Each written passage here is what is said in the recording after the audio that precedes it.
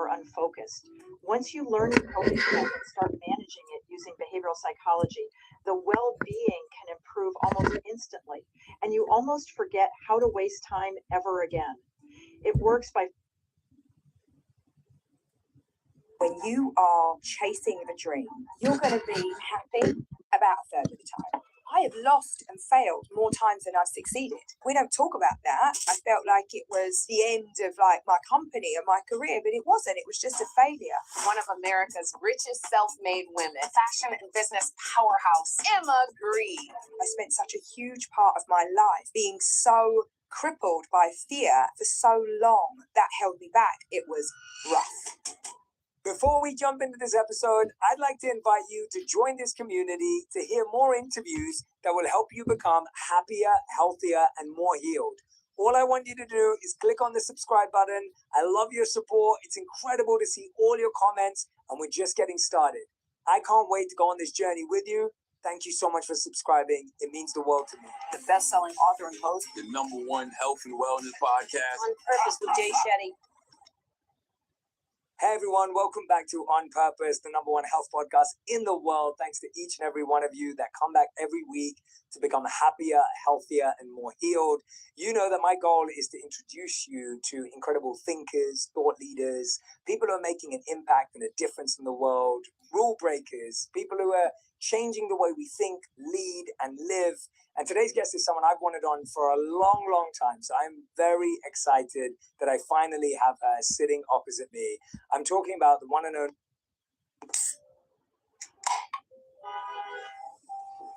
Okay, hi everyone, welcome back to Love of Lies. Today I'm drinking Coca-Cola because what else would I possibly drink? I need my life to go smoothly. This episode is sponsored by Coca-Cola. But that's not why I'm drinking Coke. I'm drinking Coke because I like to drink Coke. I'm not lying. Coca-Cola had the liberty to decide how the episode would go. They picked the people that will be on this episode, right? So they picked my friend, her name is Jima. They picked an artist called Fowls, the bad guy, and they insisted that I should also be on the episode. My name is Jima Emmanuel. I'm a very sweet, loving, caring, wife material. I don't lose. For what reason? Because they believe that it's time for me to find love. I like at some point we have to give up on this search. See, I've never been on this side. I'm going to be on the receiving end of this thing today. I'm very competitive, but I'm not great at love.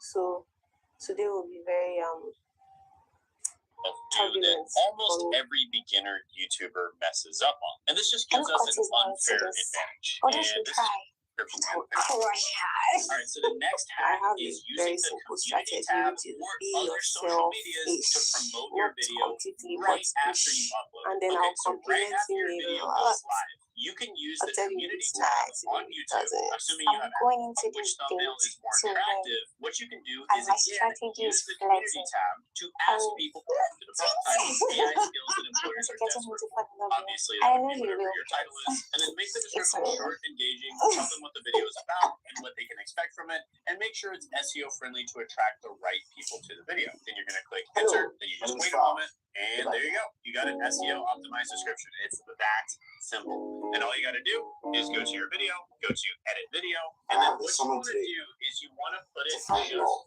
This is the area you don't want to put it your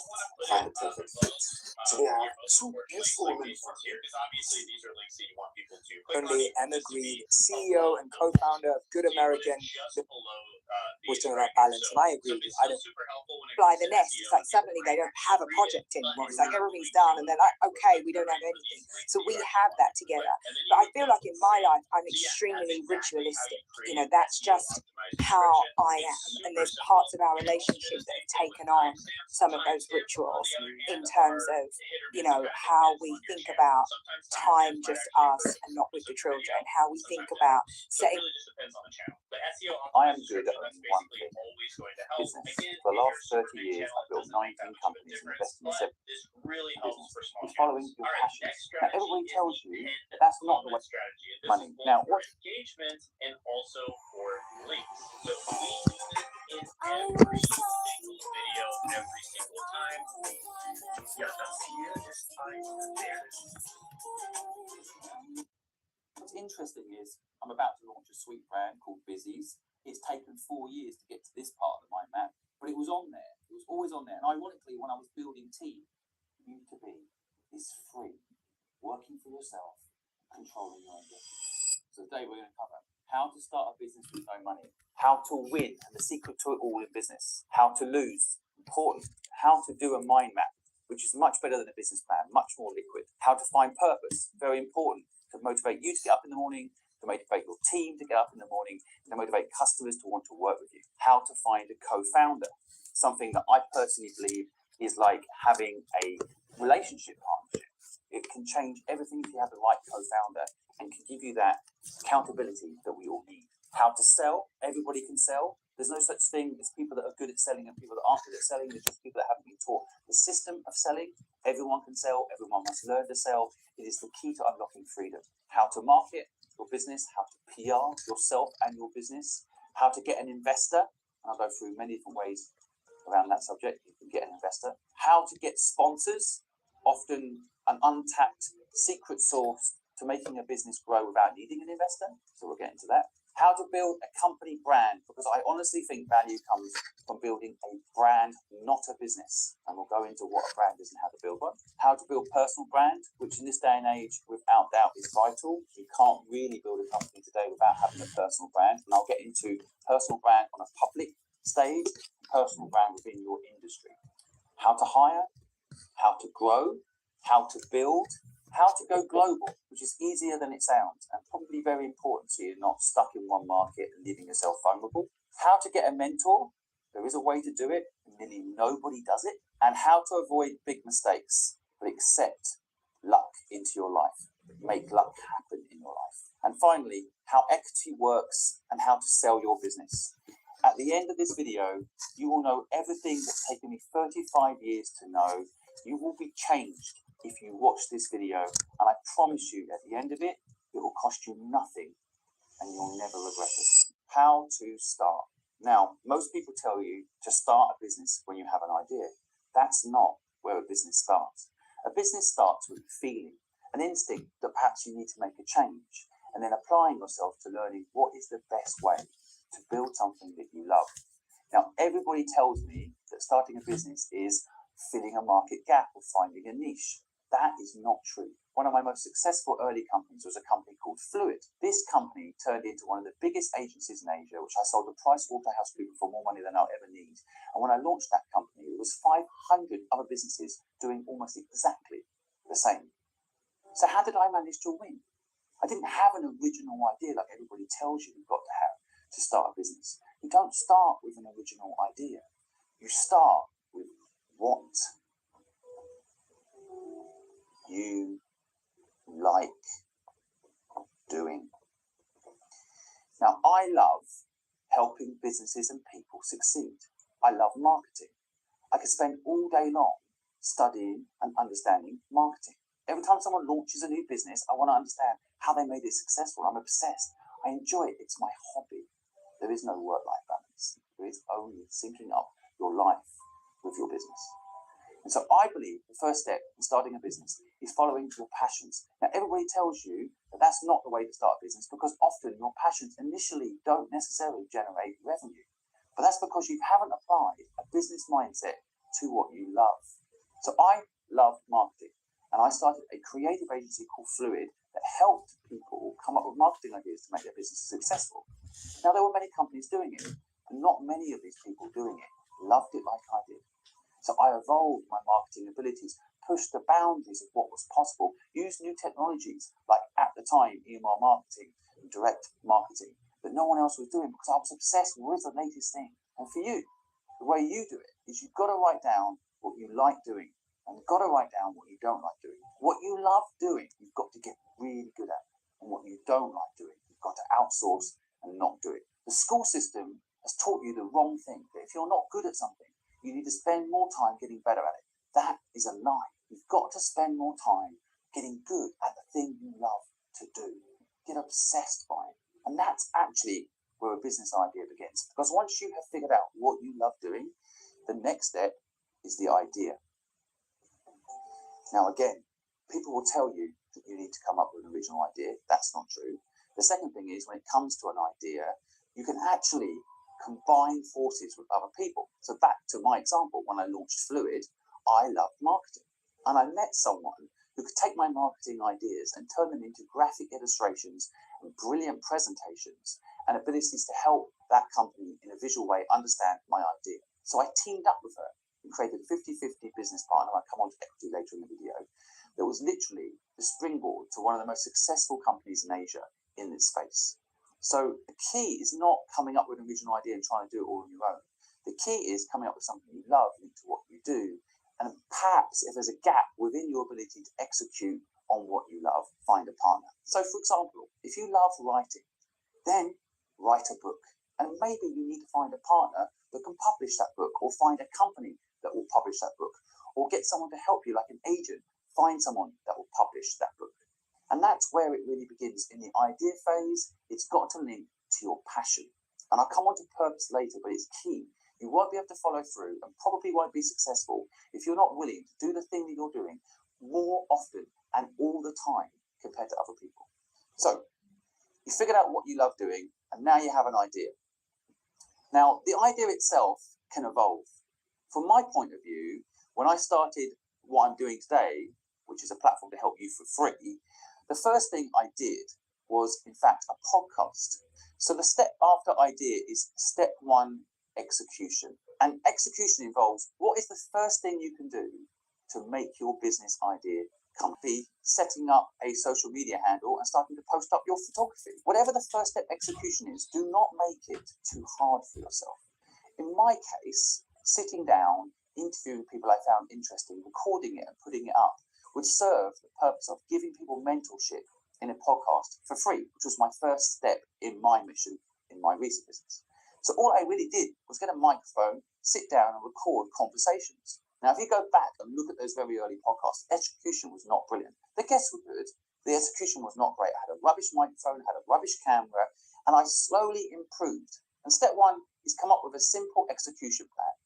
Step two in starting a business is consider where the revenue is going to come from. Now, some people say you need this within the idea phase. And yes, you can put it within the idea phase, but sometimes revenue doesn't actually make itself clear until you start. So an example, if you're a photographer and you think you're going to make your money charging by the hour for your photography skills, you're probably limiting yourself, right?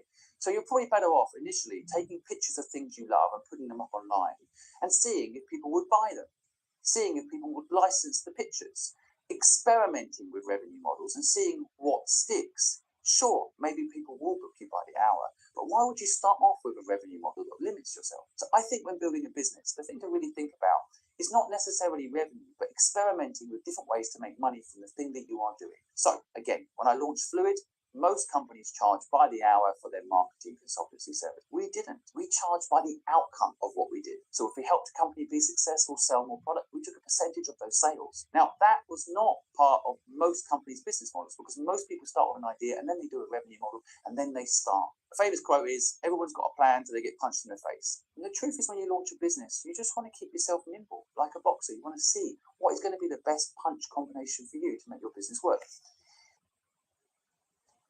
Dies with the universe. I've heard of that. As 100 years passed by, the puzzle had been answered by modern quantum theory.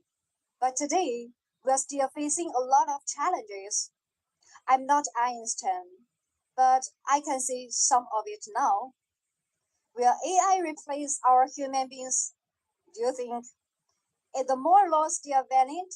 How do you think? You should stop it right now, because you're going to leak the challenge to everyone. Okay, hello, it's okay. So let's get back to the Solvay conference. What is also notable is that Marie Curie was the only woman in the photograph. But time flies.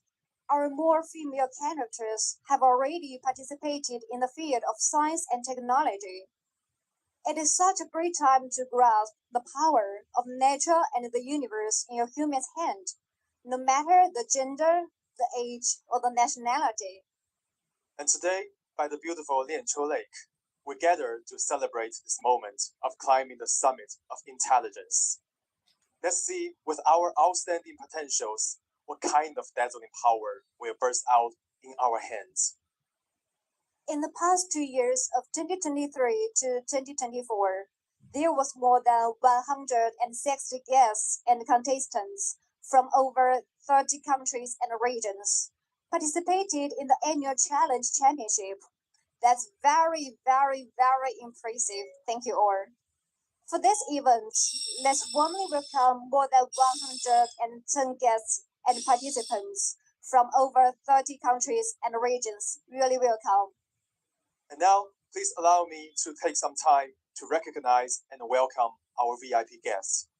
And I'm gonna invite our honorable VIP guests to stand up and greet everyone.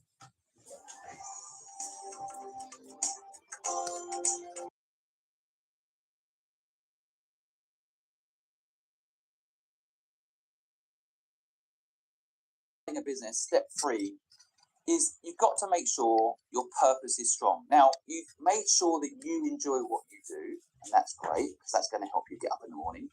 But actually, I believe new businesses today need to think about what they're going to do to make a difference in the world. How are you going to make sure that people want to work with you? How are you going to make sure that what you're doing isn't just for profit? Because if it's just for profit, everybody that works for you is going to want more money. Everybody that's working with you is going to want to pay you less. But if you have a purpose bigger than yourself and identify that purpose and install it in your business, I promise you, you won't be managing people anymore. One of the biggest stresses of building a company. You won't have to manage people because you only have to manage purpose.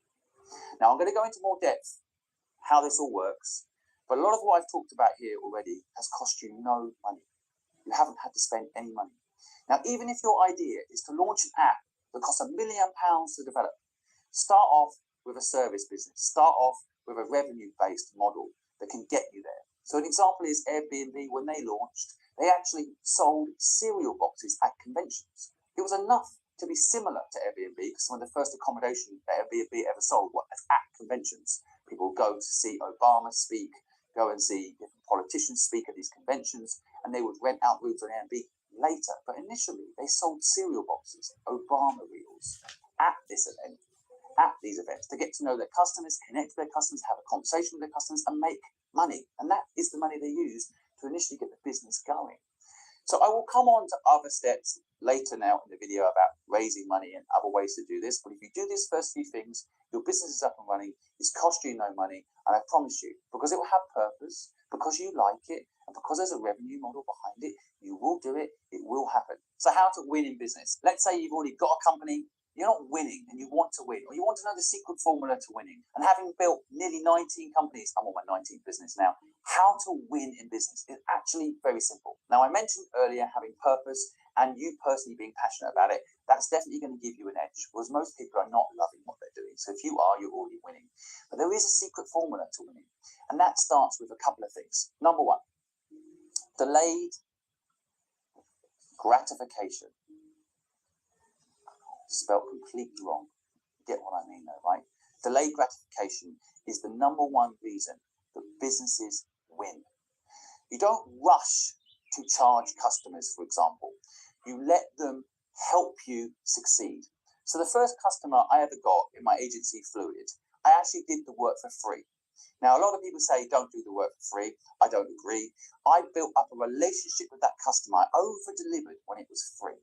And that meant once they were happy, not only did they use me forever, for the 16 years that I ran that company, they also recommended me to everybody. They felt like they were part of my early journey.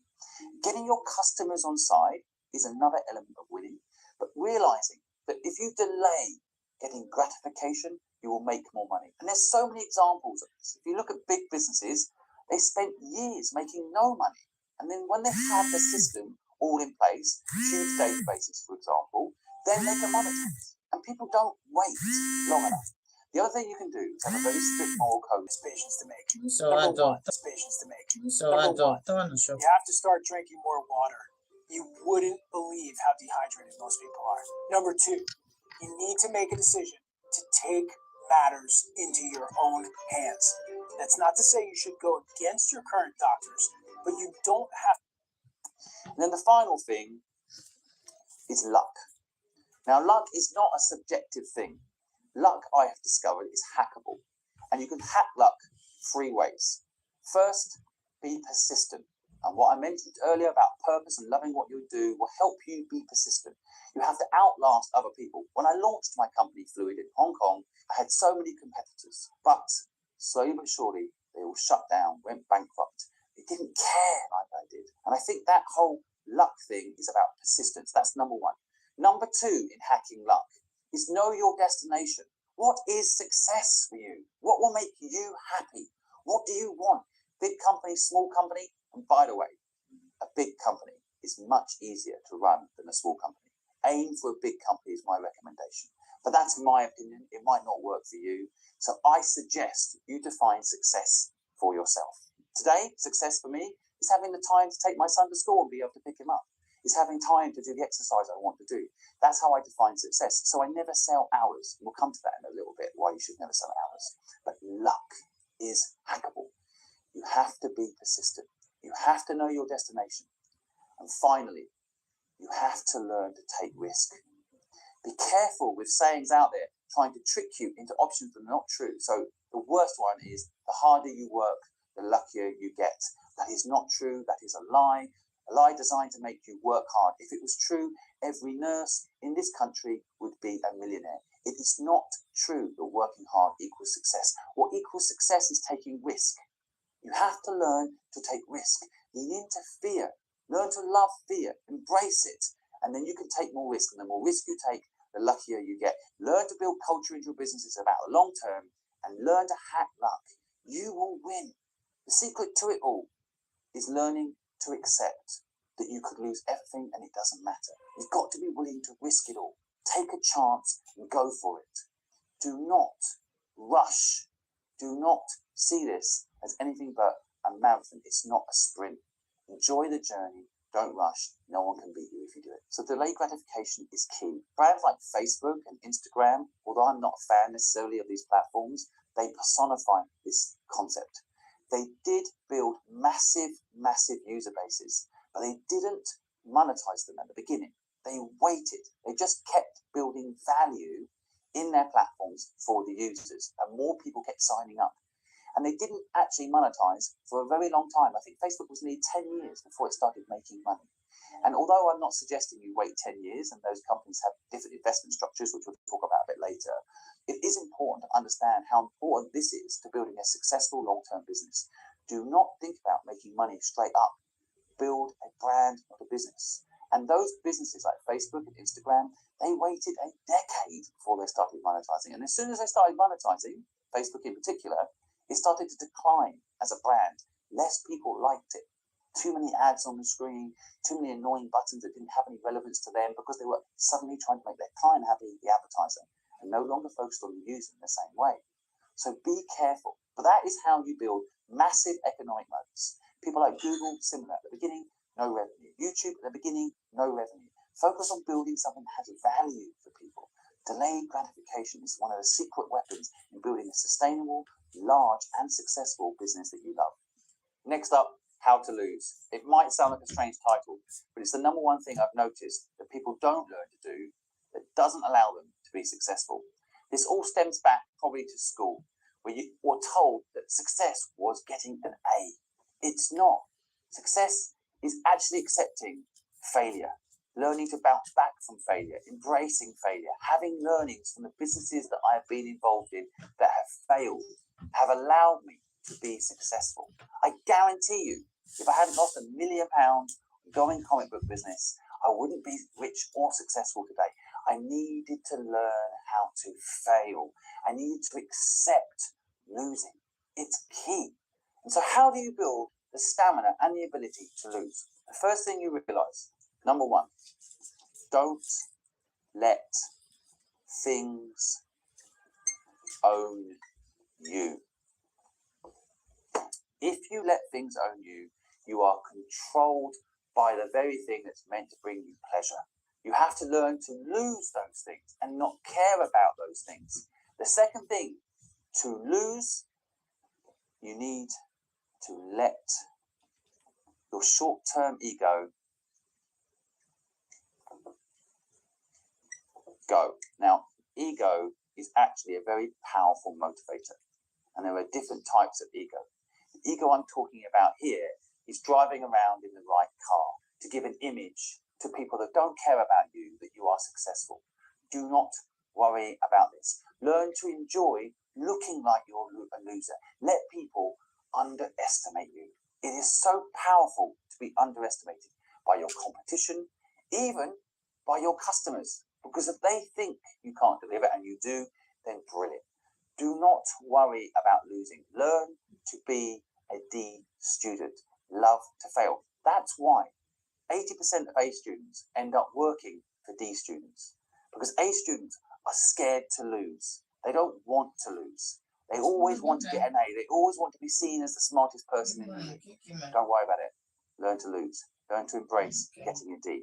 Getting a D in business means take your time. Okay. Yes, boys, welcome back to the channel. In today's video, I'm going to be going over the most crucial aspects we all need to know when it comes to trading, which is mastering the stop loss. Whether you're a beginner trader or someone who's trying to refine the strategy a bit further, I'm going to walk you through how and why the stop loss is so important and how we can use it to our advantage. Let's get straight into it. Right, boys, the first things I want to go over is 4 notes regarding stop loss. These are a lot of stuff that we all just need to understand. If we understand this, then we may understand how the stop loss is used properly, right? So, my first point, and so important, no trader has a 100% win rate strategy. I'm saying again, no trader on this beautiful green and blue earth has a 100% win rate strategy. And you will not be the first. So, boys, suck it up now, right? You are bound to lose. You're bound to lose at points of your training. In fact, at the start, you are going to lose a lot more than ever. So this is why it's so important that from the get-go, you understand everything about stop loss. Stop loss is not a bad thing. There's loads of stigma, because I know a lot of us are in communities, right? And I know my community for one, people don't really want to see hitting stop loss, right? And I think it's stupid, because at the end of the day, boys, we're all still learning. Me, I've been in trading for over 7 years now, and I'm still bloody learning as the markets go on, because markets change day in, day out, week in, week out, and year on year, we see different markets. So we do need to still keep on learning, right? Stop losses are so key. They help me as a experienced trader understand if I'm still doing things right, or if I now need to switch my strategy and refine a little bit further. So please note that not everyone, okay, understands this, but you will not win every trade. So do not dwell on those losses. Make sure you learn from them. Now, my second note is most prop firms actually do require you to use the stop loss. Don't let someone else decide whether or not you're successful or not. Do not let anybody else tell you how to do things. And ironically, power up your ego in a different way, an internal ego that tells you you're not a loser. You know where you're going. No matter what people judge you based on the car that you're driving, or where you're living, or what you do with your day, don't let them decide that you're a loser. Let them think whatever they want. Learn to love losing. Learn to embrace failure. I promise you, if you think that the worst is if you try something and you lose everything, it doesn't matter, you can go again, you will succeed. I guarantee it. Next up, I want to teach you something practical. How to do a mind map. So many people teach you in business to do a business plan. Forget that shit. There is no use for a business plan. What you want to do is map out where your business could go, how it could go, and understand different directions in which to take your business. And I'm going to go through how to do a mind map next. Now, I have never seen anyone teach anybody how to do a mind map. And the reason I think that no one teaches this is because there's no template to sell you. There's no product to sell you around. A business plan has a million ways to make money out of you, and none of it works. These business plan things actually kill companies. I've seen people write up massive business plans, stick to it, and die. A mind map, however, will cost you nothing to do and actually leaves you nimble and free to explore where the business can go. And it's so simple. It starts in the middle with your hobby. Whatever that is, what you love to do. Second part of my map is the business. I can't spell, but don't judge me for that. Luckily, I know I'm doing business. What is the business? So what is your hobby? What do you love to do? And ideally, it now links to the business. Now, with the business, and I'm going to use my company as an example. Hopefully, it translates into what maybe your idea is. But in my business, which is what we call Free Humanity, the name probably gives it away, what we want to do. We want people to be free, to do what they love. So within Free Humanity, this is what I did when I first started the business 4 years ago. I looked at different ways that I can make the business work. So off here, I wrote podcast. Right? Actually, as I mentioned earlier, this is one of the first things I actually did. So from a podcast, what comes off it? Well, I built a network. Right? I'm now doing a mind map, something I actually have already done, to illustrate how a mind map works when you're building out a business of value.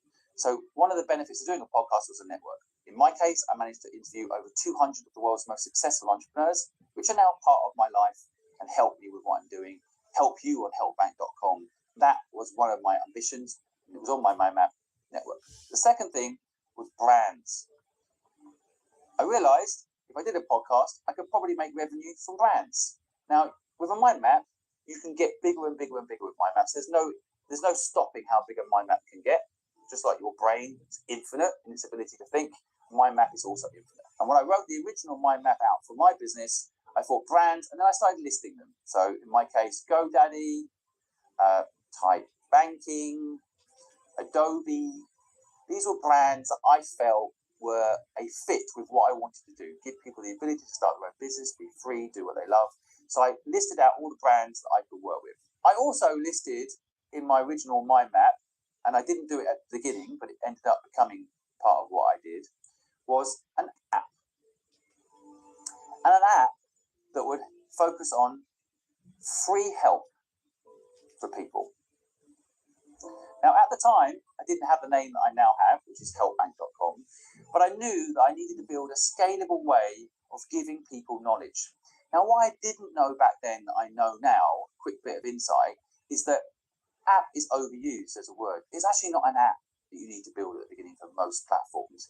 You need to build a web-based platform. Why? Well, if you build an app, you have to go in the App Store or in the Google Play Store. You get restricted by one of those two locations. So people that have a Samsung phone can't access the Apple Store to download your app. Why would you, when you launch something, restrict people from getting access to it? Plus, if it's web-based, people can just log in straight from a web browser, any web browser. That aside, I realized in my early days, I needed to do an app. And from that, I would do free help. And from that, I would be able to connect the network that I built in the podcast to the free help. So the people that I'd interviewed in the podcast, the knowledge that I was capturing in their case, I could connect now, that network being built by the podcast, to the help on the platform. This is how it's actually played out. The next thing I spent time thinking about was team. And on a mind map, I thought about who I actually need. Now, because I knew I was going to do a podcast, I knew that I needed an editor.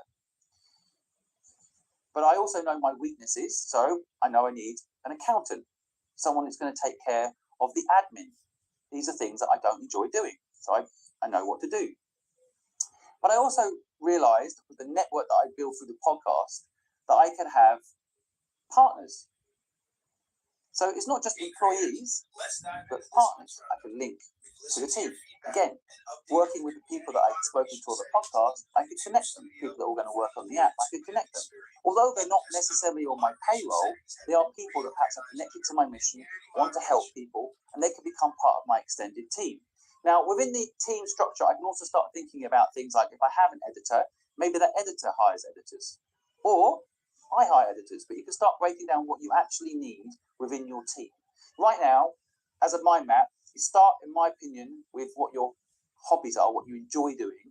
You're then building a business around it, and then you're thinking about different things that this business is going to need. Now, one of the things that I spent a lot of time thinking about that I haven't yet done, but will be coming soon in my platform, was what else I could do that would scale the business, give it what it needed resource-wise, without necessarily me being involved in it. And at that time, back 4 years ago, the word was merchandising. So I wrote down merchandising. Now, I think it's actually evolved now. It's beyond merchandising. But from that, I wrote down, of course, what everyone was doing 4 years ago. T-shirts and caps, that sort of stuff, right? Stuff that maybe the word free humanity would look pretty cool on. And I thought about, in those days, things like sweets and products that perhaps we could launch. And I wrote down basically any way, merchandise-wise, we could make money. Now, what's interesting is I'm about to launch a sweet brand called Busy's. It's taken 4 years to get to this part of the mind map, but it was on there. It was always on there. And ironically, when I was building team, if anyone said to me when I was interviewing them, they had some experience with sweet business, I made a note and kept them as someone maybe could help us in the future. Same with merchandising. Anytime I spoke to anybody that was perhaps looking at starting a t-shirt brand or working on building product, I'd see if perhaps they wanted to work with me in the future. Because once you know in your mind map one of the things that's going to come up in the future, you can look out as you're building other things for the very thing that's going to help make that happen. So this is a mind map. It is literally mapping out all the different things and different ways your business can go. It's fun. It's simple. There's no template you can download and pay someone for. You don't need it. And the beautiful thing about a mind map is you're not fixed. You can start adding bubbles and adding things as things evolve, as people and the world change. You can start adding things and connecting the different dots between parts of your business. Something a 20-page document will never let you do because it's too linear. So that's a mind map. I hope it's a useful, practical tool for you going forward. How to find purpose. Now, this word purpose might sound woo-woo. They don't teach you it at school, in my opinion, for a reason. Because if you understand purpose, you're very unlikely to work for someone else. Purpose is a very personal thing. You can find other people with purpose. You can find your tribe. You can be free. But finding purpose is not an easy thing, and it's not something you've been given any of the tools in which to make happen. So what is the first step in finding purpose? And it's a very obvious step that people do not do. You think about it. Now, the problem is, if you say you're thinking about purpose, people might laugh at you. Other people try to throw silly jokes out there like 49, and they'll throw you off. Or purpose will get so complicated in your head, because you've not really thought about it before, you'll give up and go back to your old ways. You need to think about purpose. What is your purpose? We used to live in tribes of 5,000, and we used to work on a method called give without take, not give and take. We used to help each other because it would make our tribe better, not because we'd make money from it. You ask me for help, I will give it to you for free. The world will be a better place. I get better at giving you that help for free. I become an expert at giving that help for free. Eventually, when I'm not in the room, people will talk about me and what I do because I become so good at helping people. But I think today that doesn't fit the narrative of working at a call centre and picking up the phone and doing what you're told in the factory that Henry Ford created. So when the school system was developed, the word purpose wasn't included in any of it. They asked the wrong question of you. What are you going to do when you grow up, is what schools say. That's not the right question. What you should be asked is, what problem are you going to solve? So the second step in thinking about finding, hopefully, purpose is, what problem matters to you? Now, at first, nothing might spring to mind. If something has jumped into your mind, then great. In a minute, I'm going to explain how you action that. But if it hasn't jumped into your mind, start thinking about what problems have actually affected you, big or small. Now, it can be really simple, like the banks aren't open early enough for you, or the swimming pool you wanted to go to doesn't let you swim the time you want. It might sound silly, but you start thinking about problems that bother you, and your brain wakes up. The entrepreneur muscle in your brain that helps you figure out how to solve that problem. Now, it might be the bank's not open all the time, isn't a problem you're going to solve. But if your brain starts thinking about that problem and how it can solve it, you might begin to understand how to find purpose. The third thing you can do is start breaking down how to make your life and that purpose match. Now, matching what you do in your day and your actual purpose is often easier than you think. I've met hundreds and hundreds of people who tell me what their dream is, and it turns out that their dream is often just 3% difference from their existing life. You know, between chimpanzees and humans, and only 3% difference in the DNA. And often, for example, I met someone who wants to do their own catering business. They're working in someone else's catering business. They're just missing this video in their life to figure out how to turn what they feel is their purpose, to make cakes for someone and make them smile and own that business, into that business. They're just missing knowledge. They're also not realizing that actually their purpose is nearly there. In fact, I would argue that the system sometimes wants you to feel like you're getting enough satisfaction that you don't need to make a change. So in other words, if you are working with someone else baking cakes, even if they're not using the ingredients you would use, they don't care about the customer the same way that you do, at least you are baking. But you've got to break free from this thinking. You've got to realise that if you're going to do your purpose, you have to learn what I said earlier, take risks, but most importantly, to truly know yourself. I once interviewed a billionaire on my podcast and I asked him, how did you build your intuition? And he said to me, I used to go and ask my mum or my dad a question when I was young, and they both used to say to me, you know the answer. You know it. He never gave him the answers. So he had to go away and figure out the answers for himself. And that in itself is the point I'm trying to make here. You have a purpose. Yes, I can help you get there. But you need to ask yourself, what is that purpose? How are you going to make it happen? How are you going to get there? And you do it by thinking about it. Asking yourself not what you're going to do when you grow up, but what problem you want to solve, and then matching your life to that problem. The final thing I'll say, you don't have to do this thing on your own. Let's say you care about climate change. And I would just say, we don't need to save the planet, we need to save humans. When the humans are gone, the planet will be fine. But let's just say you care about saving the planet. You can go and work with other people doing something in this space. The only thing I would say to you is make sure you ask for equity wherever you work. I'll come to that a bit later, how you do that and why you should do that. But that can be still a way for you to have the life you want. You can find your purpose and go work with someone that's actually doing it. So in my organisation, behind the camera right now, there's a whole group of people, talented people, that care about the same thing as me. So they can go off and help people in their own way, like they want to, or we can come together as a team and solve the problem together that people don't have the knowledge they need to do what they love. What I have noticed is that once you find your purpose, and this is what you need to be careful of, is that you don't think that it's such a big purpose like solving the world's problems. If you don't do it, you can team up with other people to do it. And I will tell you, 1 + 1 = 11. Remember that.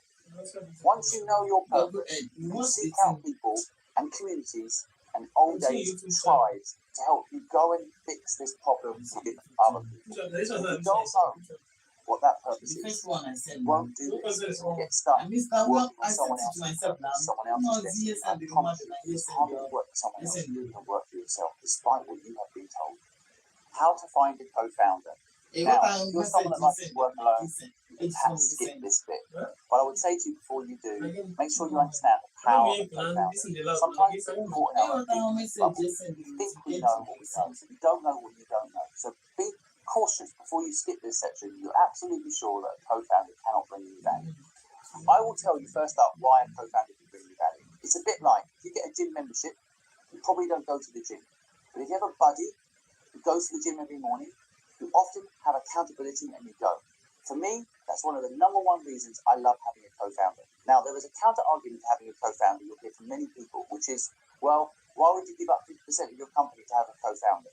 I personally would rather have 50% of a business I enjoy that's successful than 100% of a nightmare and a failure. And I honestly think, with all my heart, that if you get a co-founder, your life is better. How do you get a co-founder and what should you look out for is something I'm now going to cover. But I want to just say, you have to think carefully about the equity structure. And later in this video, I'm going to talk about equity. It's going to be important. It's going to connect back to this. But for now, I'm just going to talk in this bit about how to get a co-founder. Now, the first step is to identify what I said earlier, which is what do you love to do and what do you hate to do? Be honest. Be clear. Hate and love. Right? Hate and love.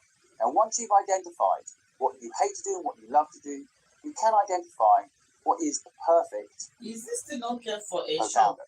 If you're linking a shop, Because you want someone is it okay for that that has shop the to have a opposite skill to you, but, and this is very important when looking for a co-founder, I'm going to put it as number 2, has the same moral code. This process of finding a co-founder is pretty much the process of probably finding a partner in life. You're going to spend a lot of time with this person. This person is going to become literally your business life partner. And if you do it right, it is for life. Like I have in business, done businesses with people. Even when I've sold that company, I've done another business with them. If you get it right, it is a lifelong partnership. And so you want to make sure you're honest and clear about what you hate doing and what you love doing, so that the person comes in and works with you. One, doesn't question you or cross over with you, lets you run your area and gives you respect. Equally, you have the same with what they do. You write down exactly, in detail. So I'm writing an essay on cats. Cats in art history. I'm an art history major and this final is due on Friday. Same day, I'm going on a road trip with my best friend Gabby. Luckily, I write with Grammarly. What once took me hours now takes minutes. So I can focus on what matters most, my voice. We begin in ancient Egypt, and then the Renaissance, but also Impressionism, and of course, the internet. See? Easy peasy. Time to double check my facts and citations. Oops, I made a few debated claims. Fixing those. We have pretty high standards, am I right?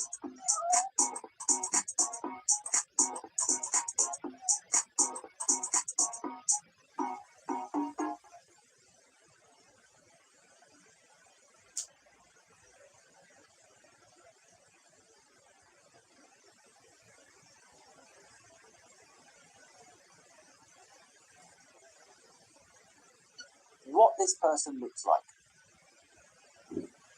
And I would go as far as to say, you write down how tall they are, what they look like, how they speak, their background, where they're from, everything you can possibly think of. Just as if you're picking a partner in life, what is it you're looking for? Write down every detail. The reason I say, the more detailed you are with it, the more likely you are to manifest it. You aren't going to be looking out for something unless you make it very clear what you're looking for. I mean, it's the red car theory, right? If I suddenly tell you the words red car, you're probably going to see a lot of red cars. But if I don't mention red cars, you probably haven't seen one at all today. You have to list out what you want. So you've identified what you love doing and what you don't love doing. You've identified your own moral code. And moral code, I can go into it a little bit more. It's quite a complicated thing, but there is one quick hack on this I can give you. Whenever I'm trying to find out whether or not someone's good, I don't care about money. I care about reputation. So I don't want to accidentally end up working with someone that all they really care about is money, and I have this test to check. I will say to them, what if from this day until you're 70, so let's say you're 30 now, in the next 40 years, you'll have the most amazing life. 3 houses, one in New York, one in Hong Kong, one in London. Anywhere you go, people will love you, private jets, everything you need for the next 40 years. That's your life. And in 40 years' time, however, there is a catch. You'll get to 70, and then everyone will find out that you're a financial fraud, that you tricked people to get here, and that your life generally will be very different. People will look at you differently. Maybe then you'll die, and maybe it doesn't matter. But that's your life. Do you want to take the deal? I'm surprised how many people say yes. I would say 50-50 people say yes. They take that deal. They'll have 40 years of a good life for a bad reputation at the end. Be careful with people like that. Is what happens in my brain, right? Because that is the Murdoch story. That is what Murdoch did. His son's committed suicide. Name is in the dirt. No one ever wants to hear that name again in their life. A lot of people were hurt.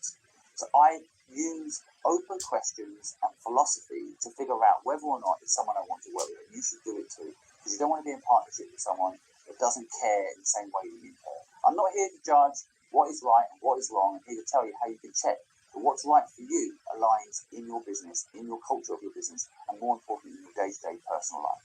So you've identified what you love and what you don't love.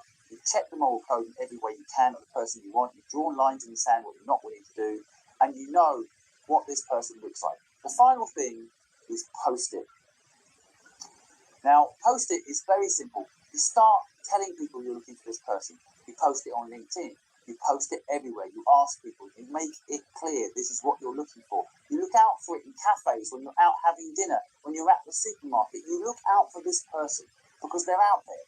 You just have to have your eyes wide open. Of course, you can go on helpbank.com and ask people if they know someone like this. You can use the tools around you to get what you need. But ultimately, you've now set yourself up with every chance of finding a co-founder. Now, you're going to have to sort out the equity structure and get that right. I'm going to come to that in a minute. But that is how you find a co-founder. And in my opinion, it's one of the most powerful things you can do to ensure success in your business.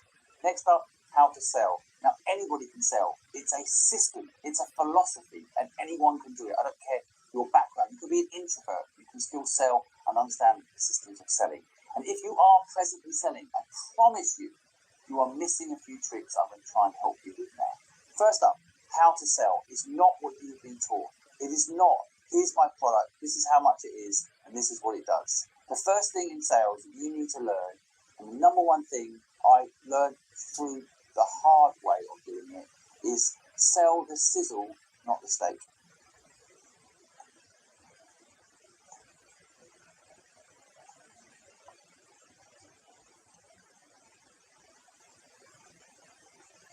So what does that mean? Well, let's pick one of the best products ever sold, Apple products. Steve Jobs used to always set up events where he'd invite 3,500 people into a room, all the right tech reporters, all the right people, and he would then present to them the sizzle. He would not say, here's a phone with an Intel processor that has this and has that. He would talk about how this product was for the game changers, for those that wanted to do things differently, for the creative types. He was very specific about what the sizzle is. He didn't sell the steak. Now, in that process of selling, there's a couple of other lessons that Steve Jobs teaches us. Of course, he doesn't sell to millions through social media. He picks a community, 3,500 people in a room. He sells to them, connects to them, talks to them, and they go and talk to the rest of the world. Getting someone on your side selling for you is one of the most powerful ways to sell. The number one salesperson in my last company was my accountant. Why? Because I gave her the tools to sell. I told her what we did and how we did it. I showed her the sizzle through the numbers. We helped clients be more successful. We helped businesses starve off bankruptcy. We made sure companies did well. And she was proud of that. She would sell the sizzle. She'd sit with her other CFO friends at lunch and she'd say, we saved the company from going bankrupt. We made one company an extra £1 million a month they didn't expect. She would tell people the outcome. She wouldn't say, oh, I work for Fluid and we have marketing ideas. That's not exciting. She talked about the results. She talked about the philosophy, the sizzle. The second element of learning to sell is understand the process of selling. So many people don't. So many people start on what I call the third step. And you need to do 2 steps first before you ever start implementing the third step in sales. So the first step in sales is understand your customer. Now it sounds so obvious and I'm shocked how many people don't do it. I often get emails that say, Dear John, or they say, Dear Simon, I really love what you're doing X, and they haven't actually researched what I'm really doing. However, if someone sends me something and understands what I'm doing, it's clear on how they can bring value to me, I sit up and I listen. And that is the number one thing that people don't do in the first step of sales. Enough research. They do not spend enough time understanding if the person they're talking to actually needs them. They spend way too much time selling to people who don't actually need what they've got to sell. Don't waste your time on people that don't need what you've got. Focus on the people that do need what you've got. First step is, do they need you? Get to know them. The second step in this 3-step process to get any sales done is understand the person you're working with in the context of, do you like them? This element of sales is so powerful. If you can have a real connection with the person you're selling to, a genuine connection, not a fake connection, it is something that will help you get through all sorts of difficult times in that relationship. You need to like each other. You need to genuinely like each other. And if you meet someone who needs what you need, they don't like you and you don't like them, one, the sale probably won't go ahead. But even worse, the sale might go ahead. Then you'll be working with someone that doesn't like you and you don't like them. If they're rude, they're abrupt, you go out for dinner, they're rude to the waiter, it doesn't appeal to you, drop them. Do not work with these people. It might be hard, you might want the revenue, but I promise you will not build a business that will last if you sell to the wrong people. So, first step, do they need you? Do you need them? Second step, do they like you? Do you like them? If you do these 2 things well, the final step, and let's call it the deal, it will happen. Because if they like you and they need you, they will work with you to make a deal happen. I have done enormous deals every single time in my career I've done the first 2 steps right, it's no problem. In fact, I have said how much I would like for, say, for example, a contract, and that client's come back to me and given me even more, told me the budget, given me insight into how to make sure we get the work. So it's so important not just go in there cold with what you've got to sell. Go in there understanding the person and making sure it lasts. If you follow these 3 steps, I promise you'll get every single sale done. Now, there's one more final thing I want to tell you about sales. You've got to think long term. There was a study done by Harvard. They analysed the best salespeople in the world. And the top 50 salespeople in the world would, on average, approach someone to get a deal done 5 times. They would send them an email, for example, and then a few weeks later they'd send them a follow-up email. And then maybe they'd send them a brochure or contact them through social media. They would basically contact maximum of 5 times before they would actually consider that lead dead. And that was their mistake. And we're talking about the leading salespeople. But the top 1% of salespeople, which it turns out I am one of these people, didn't know it at the time, and now know it looking at the research. The top 1% of salespeople do something very different. When I started Fluid, I wrote down all 50 companies that I wanted to work with in the building of this business. And there were big names on there. And from day one, I built a system to reach out to them by hook or by crook in some way every single month. For example, at Christmas, I would wish them a Merry Christmas, send them a card. Chinese New Year, I'd send them something. When I learned something about their industry that I thought could be useful to them, a bit of research, I would send it to them. I would always make sure that every single month I made contact with them in some way, not to sell necessarily, but to build a relationship, to get to know what their needs were. In some cases, I got those clients quite quick, but in the majority of the businesses, it took me, for example, 9 years to get some of those companies on board. Every single month for 9 years, I would approach those companies, and that's the secret to it. It's a long game. You have to apply yourself, build a system in sales that lasts. It cannot be one email, they don't reply, or they one email and they say no. You've got to keep staying in contact with them.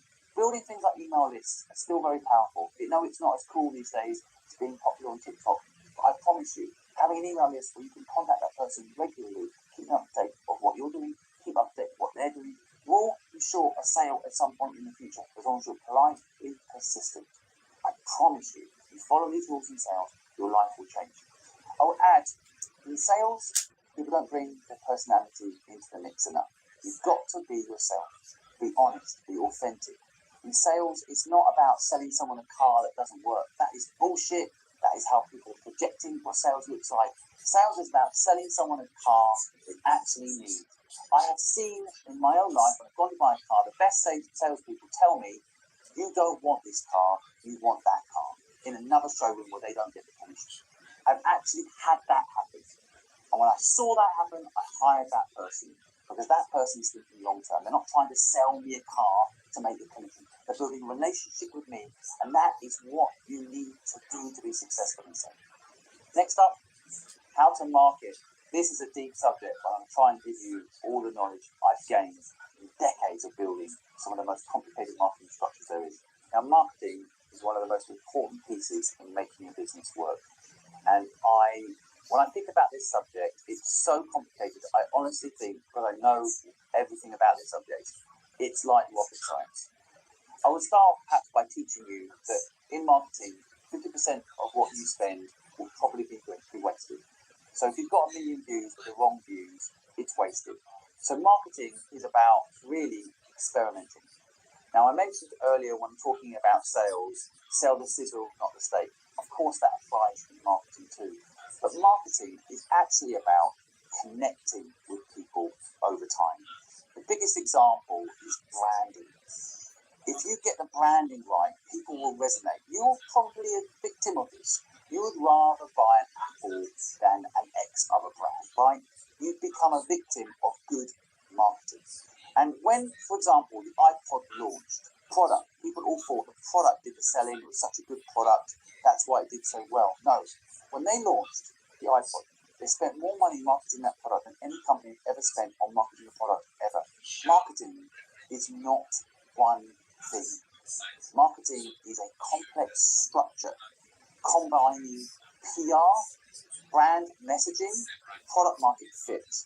If you don't know product market fit, I can cover this later, but basically you've got to make sure that the people you're talking to will resonate with the product that you're selling or the service that you're selling. Marketing, in my opinion, is actually number one thing. Is understanding who your customer is. Now, often in business build, you'll see businesses focus on niches to start with. Now, it doesn't have to stay in that niche, but it's a great place to start. So Facebook, for example, it started off in universities. And by connecting people in universities, of course, now it became connected to everybody all over the world. But they understood their customer. They knew what that customer was looking for. And in the early days of Facebook, they put a feature on there called single or available. I can't remember the exact terminology, but they basically created a feature that let you know if that person was in a relationship or not. And that was designed to help the university students understand the dynamics between their fellow university students. And so they knew their market audience, and they then marketed that feature. People would then go around saying, you see Sarah, she's suddenly single. And that would be the marketing for their product. They built a tool in the platform that became what people spoke about. It created the marketing for you. And in my opinion, that's the holy grail of marketing. And this brings me on to point 2. I call this the staircase philosophy. So the best way for me to teach you this is to tell you what I have recently done. So weirdly, a few months ago, a staircase came up for sale in London. It's the first time a staircase had ever been for sale in London. It's ridiculous. And I heard it on the news that the staircase was for sale. And I told my brain instantly, we're going to buy it. Now, I didn't have an exact plan of what I was going to do with the staircase, but what I knew was that staircase symbolised something for my business, which was step by step, you can get anywhere you want. But also, I knew I could use Jack. That staircase was a sensation. People didn't know why someone was selling a staircase. And 2 days after hearing on the news, I owned it. I spent £26,000 buying it at auction. And then we did a couple of clever things that hopefully symbolise how marketing works. First up, as soon as we bought the staircase, the news channels that had reported it was for sale jumped on us and knew they would. They wanted to know why we didn't bought a staircase. And that gave us an opportunity to be on the front page of the New York Times, the front page of the BBC, every single newspaper around the world.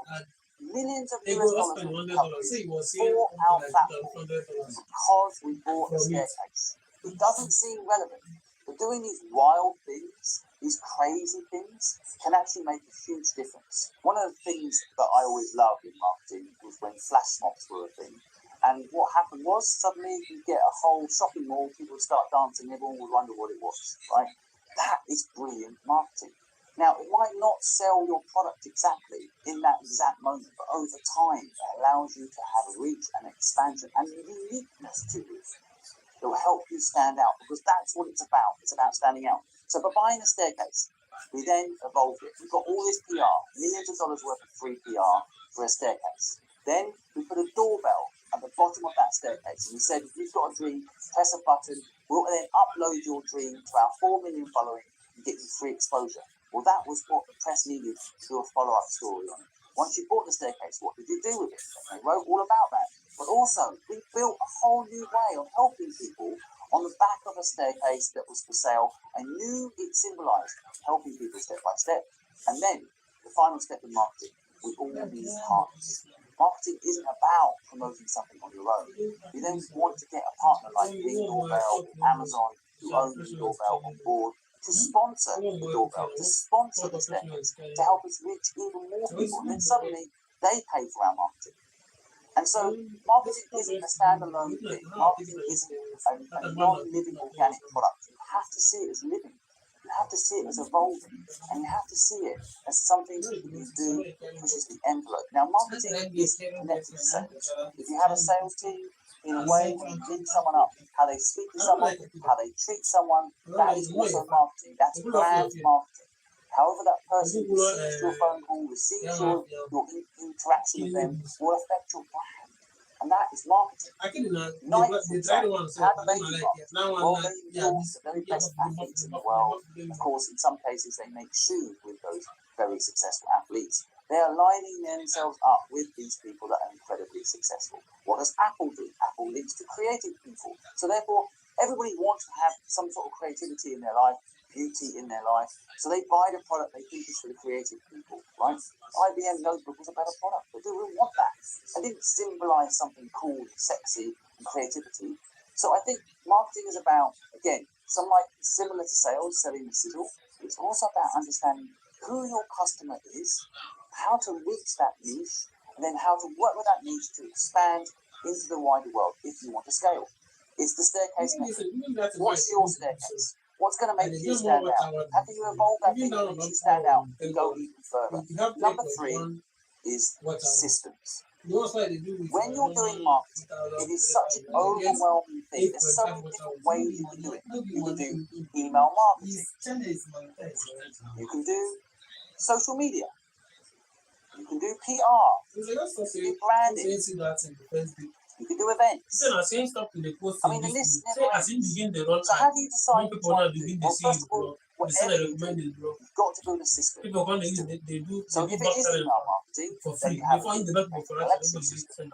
You have a good data management system. And then you have a good way of pushing out the content to that database. And whatever one of these things you do all of them or you do one of them, do them well.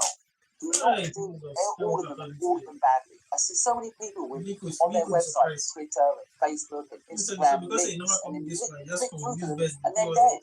You're better off doing one well. Now, I think marketing is something where you should spread your bet. You want to do many different ways, like entrances into your business. You want to do as many of them as you can. But do not overstretch yourself. It's better to do one platform on social media really well than try and spread yourself thin. But if you set up a system for doing your social media, there is a chance you can do all of them well with the same amount of resources doing one of them well. So, for example, on my social media, I have one core video, and then we edit it in-app for each of the channels. So we don't have to record separate videos for each of the channels, but we do in-app edit them so they're actually tailored to that particular platform's nuances, be it their font or their image. So you can actually set up a system to do all of these marketing things. But the key, of course, is not only just systems, but making sure you pick what works for you. Now, when it comes to marketing, one of the big mistakes I see people get taught is marketing is about having the staircase only. It's not about having the staircase only. It is about applying what you like to do as a founder, or maybe what your team likes to do, into your marketing strategy. As an example, if you don't like talking on camera, that's not your thing. As long as you're not hiding away from learning something new and you genuinely don't like to do it, but, for example, you love to write, then doing an email marketing strategy is probably right for you. Posting on LinkedIn is probably the correct platform for you. Sure, you'll hear people talking about how good TikTok is and how much benefit they got from it, but it doesn't work for you. It's not sustainable for you. It's not something you're going to enjoy. And marketing is something fun. This is something I want you to take away.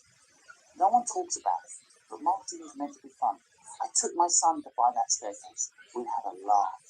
Once we got the staircase, we had a laugh cleaning it up. We had a laugh putting a blimp on top of it. We had a laugh putting a doorbell on the front of it. We enjoyed the whole bloody thing. And if you don't enjoy it, what's the point? Marketing is about enjoying it. That's why I see brands do well. I'll give you an example. Starbucks marketing in the early days was two things. First, they would take good locations, sometimes quite close to each other. So instead of getting a billboard advertising Starbucks, they'd open up another Starbucks. And even if it was loss-making, as long as it wasn't more expensive in its loss than a billboard, they were better off having a store. Then people could have the experience. They never did need billboards. It's changed now, and I would argue it's not still a brand anymore, that they opened up locations. That was one of their marketing strategies. The second thing that they did that was really clever is they looked after their staff. It sounds really obvious, doesn't it? But they did.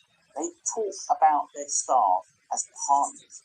The baristas are partners. In some respects, the internal training manual talks about their baristas as the customer. And it worked. In the early days of Starbucks, say what you like about them today, but in the early days of Starbucks, when I used to walk in there, a barista would know my name, they'd know what drink I wanted, and they were just working for Starbucks. But they cared because they were looked after. They were given medical care, for example. They were given full-time medical care even if they were part-time staff. They were given insurance and looked after, and they were given days off if they didn't feel very well. They were looked after. And I think that this is also part of marketing.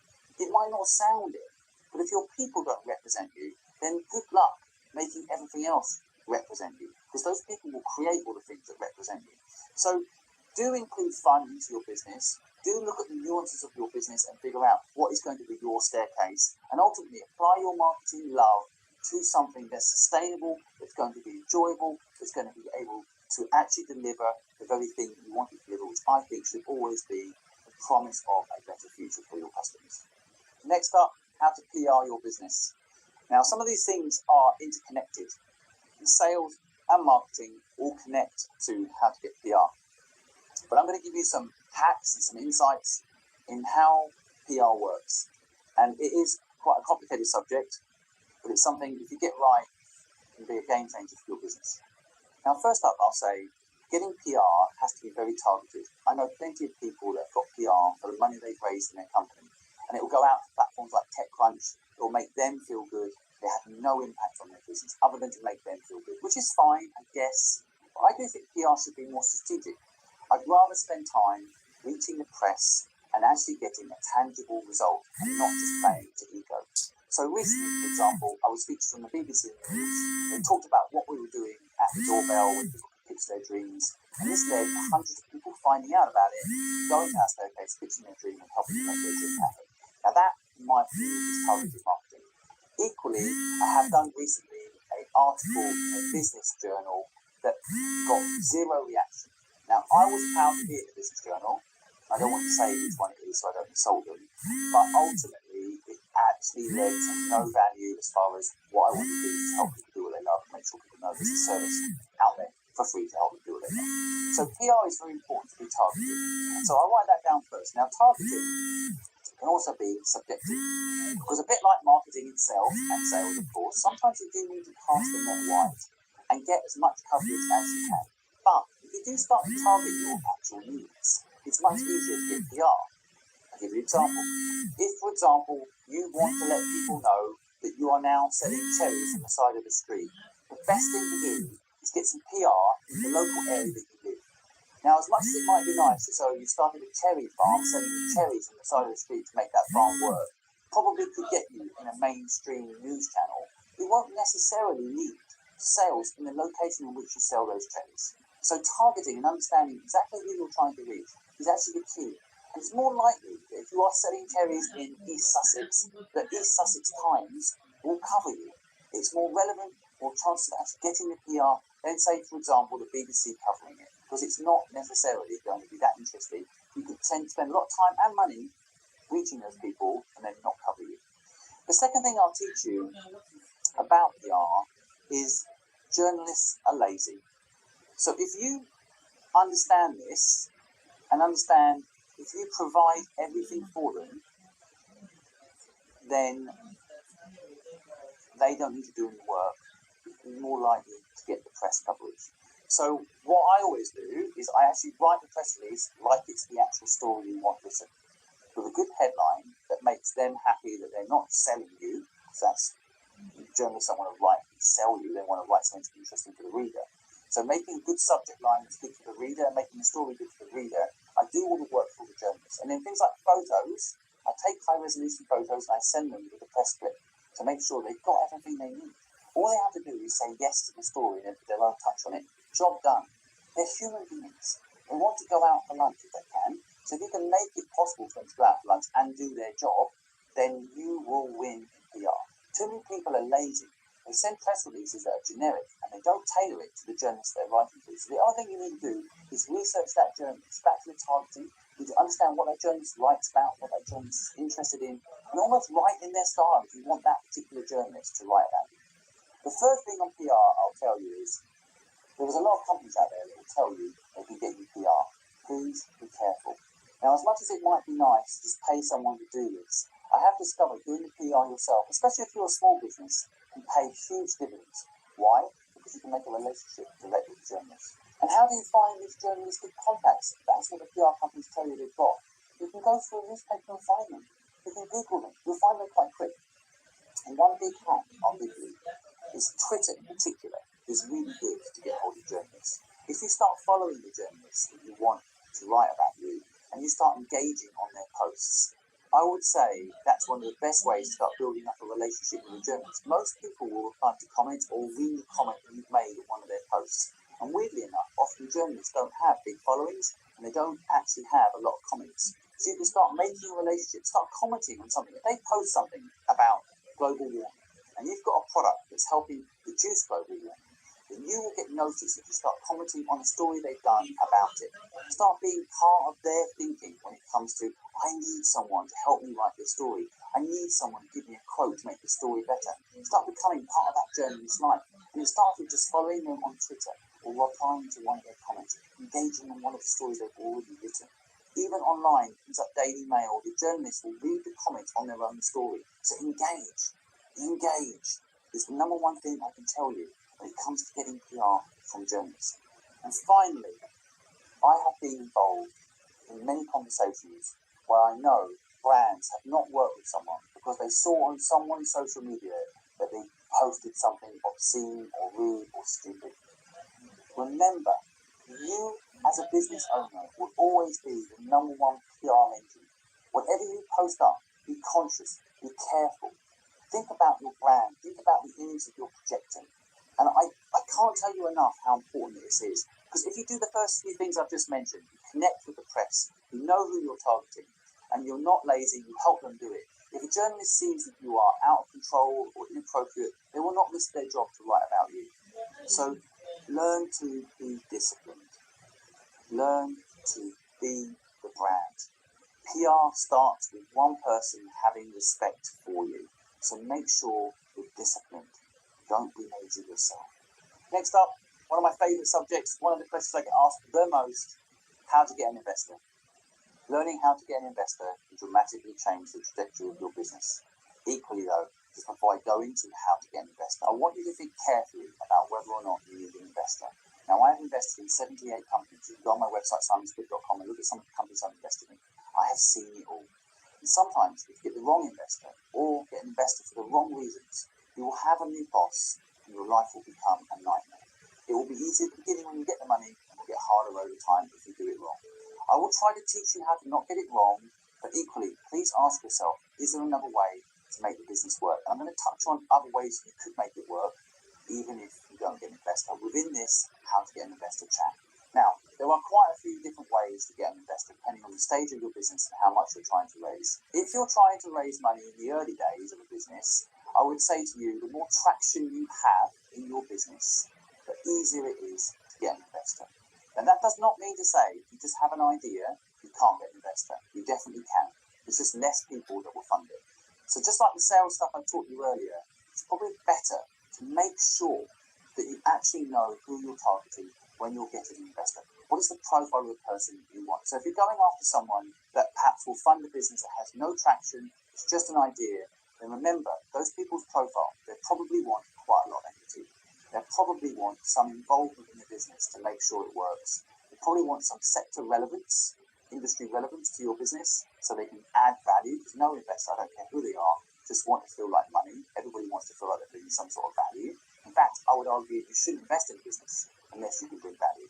You've got to make the value the thing that gives you the edge to make that investment work. Otherwise, you might just invest in the stock market. If you can't bring value, you might as well invest in the stock market. And I don't think you make money from the stock market. Middle class people make money from the stock market. You make money like Warren Buffett makes money. You own a piece of a company you can influence, you can help make sure it's successful. So do your research. But these are the types of profiles that are often the best. Family and friends. Now, I know family and friends can be difficult for a lot of people. A lot of people don't have family and friends with money, and I totally understand that. And I'll come to other methods, but I just want to touch on this first, because family and friends, the reason it's such a good thing to do is because they know you. You don't have to convince someone of your personality, your profile, your dedication. They will know all of that. They will know the true you most of the time. That could be really powerful in speeding up the process of getting the money you need. Now, of course, we all know it can get messy if you take money off family and friends and you don't pay them back. So tell them the truth. They can lose all their money. That's all you need to do. If you tell them, they can lose all their money. In the wish to get investment, we sometimes go down the road of overselling it, and that's totally normal. But please be careful with this, especially with family and friends. If you tell them, you invest in my business, it could all go wrong, you can lose everything, then after that, it's up to them. But you make it clear. Don't oversell it that it's a guaranteed win. It cannot be a guaranteed win. Nothing ever is unless you watch all of this video, of course, there's a high chance, but you know what I mean. Please be careful. But I have seen it work, and often family and friends can also help you, which in the early days of any business, if that's the stage you're at, then getting help is probably more valuable than money. But I've seen it work, so do give it serious consideration. And of course, friend of a friend can also be the way to raise money. If you don't have someone in your family that's rich, maybe you've got a friend who has a family that's rich. Learn to leverage the network, because your friend recommending you to someone who's rich will be powerful, and doesn't mean it'll also save you time. In the VC world, which I'll talk about in a minute, getting a recommendation is the only way to get investment. They don't take applications online, despite what their websites say. I've seen it. They don't. They take it from recommendation. So start really networking. The second thing I'll say, and I've never seen anyone else talk about this when it comes to getting an investor, and that is consider the people you want to work with you in your company as potential investors. So sometimes when you're profiling the people you want in your business, you will look at it and say, right, well, I can't afford the best, so I'll get this person, right? Which is fine, I understand that.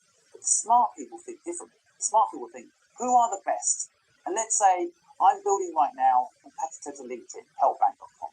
So I think, who's number 2 at LinkedIn? I want them to come and join me. They're never going to be number 1 at LinkedIn, not for a long time, but maybe they want the chance to build their own LinkedIn, come and join me. Now, the great thing about the number 2 at LinkedIn, definitely got some money in the bank, right? Some money to invest in the business. So I can, and I've done this many times, so this isn't just a theory, but look at your team. Look at your team members as potential investors. In the platform I'm running today, helpbank.com, the people that are involved in this business have invested in this business. Callum, who's behind the camera right now, has put his own money into this business, and he's got equity because of it, and he's taken a lower salary initially. So there's all sorts of benefits to actually doing it this way. You can get your cost down, you can get the best in class involved in the business, and you can bring money in to help make the company work. And it's much better to have money from people that are actually working in the business than people externally who are asking you for a report of when they're going to get their money back. The third thing you can do, and of course this is more traditional, but it is very complex, so I try to explain how to go about getting this type of person in your business, but it's an angel investor. Now, you might have heard the term many times. You've probably watched rubbish shows like Dragon's Den and thought that getting an investor is the dragon or the angel sits there with all the money, and you are desperately trying to get that money off them by making them see your vision. That is the wrong way to get an angel investor. The best way to get an angel investor on board, once you've identified them and done the research to find out who they are, you've been very clear about what you're going to give them if they invest. All of that is common sense, right? I don't need to teach you that right now. Of course, you need to know how much you're going to give them and why, and I'll get into equity in a little bit later in the video so you can try to work that bit out. But once you've established who you want as an investor and what you're willing to give them, the way to get an investor is completely opposite to what you think. You think getting an investor is, hi, I've got a business, this is this business, would you like to invest? No. The best way to get an angel investor is not ask for money. The best way to get an angel investor is ask for help. Because you've identified the right investor, they want to feel value, they can't bring value, they don't want to invest. And often, if you do it right, it's not like Dragon's Den. I've invested in 78 businesses. I always feel honoured and lucky when I get to invest in a successful business. They do not treat me like a dragon. They do not treat me with awe.